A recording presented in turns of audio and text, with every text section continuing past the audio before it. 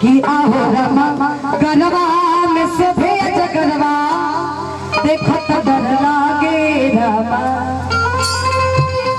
बारात आई बाबा भोलेनाथ के गाँव में लोग दुल्हा देखे जाएगा।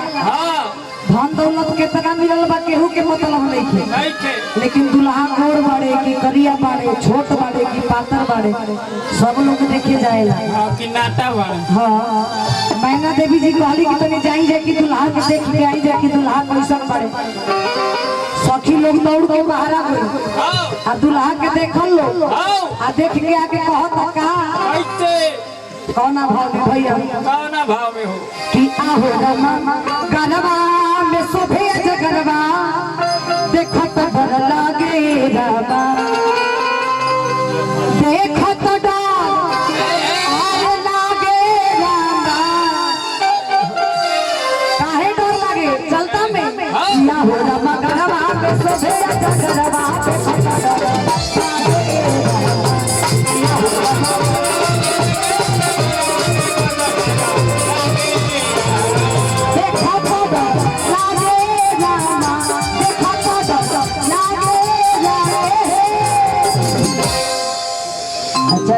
हेने वो चाची लोग पत्र लिया ऊपर ही रहना, नीचे नहीं जाना, समझ के तनी हाथ उठा के ताली बजाई जब बबुआ खाते अनिकेत भैया किया हो ना गरबा में शोभे जगरबा देखो तो डर लागे।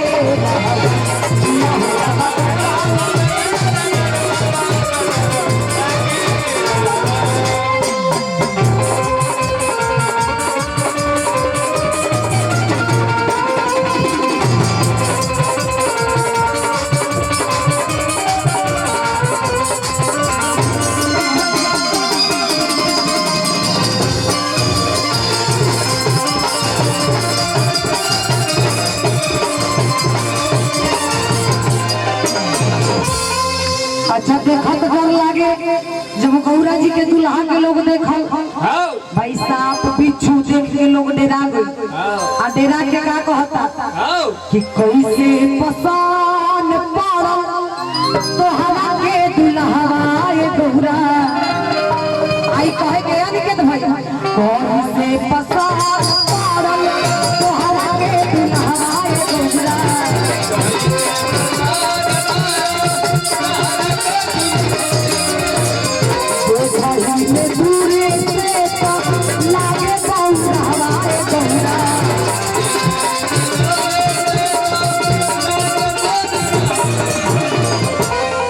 अच्छा बौराहे में आप अच्छे लग रहे थे।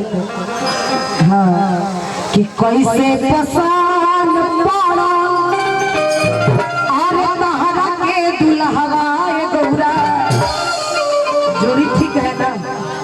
मान लीजिए कि शंकर जी हैं कुछ देर के लिए, हमको पार्वती जी मान रहे हैं ना? जोर से बोलिए। मैं पसंद हूँ आपको।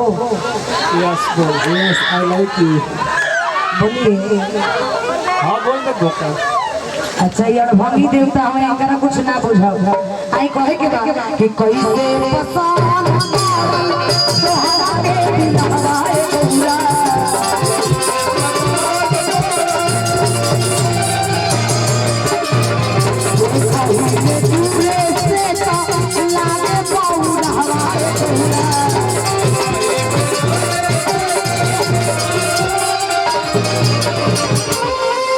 बौरा हो जाए तब गुजारा हो जाए, लेकिन उससे जरूरी बात क्या बा इया हो गौरा किछु कर बतले करवा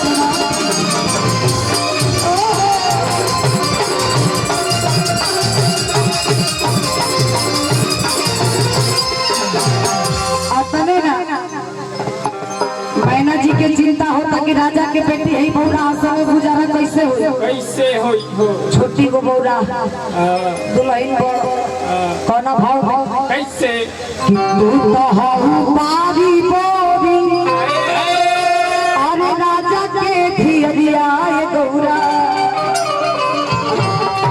आवे के कहे के का तू तो हऊ बारी बोरी राजा के धियरिया ये गौरा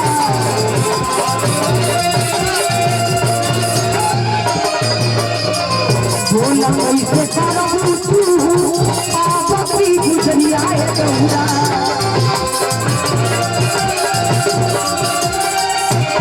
ए अनिकेत भैया सोचो तरी महीना दे की गौरा संग गुजारा कैसे हो कैसे कि आहो गौरा बोला कैसे करबू गुजरवा सोची के डर लागे गौरा हमरा तो यही बात से डर लगता कि बौरा संग तोहर गुजारा कैसे हो आई जे से चल दे के कि आ हो बौरा बोला कैसे करबू गुजरवा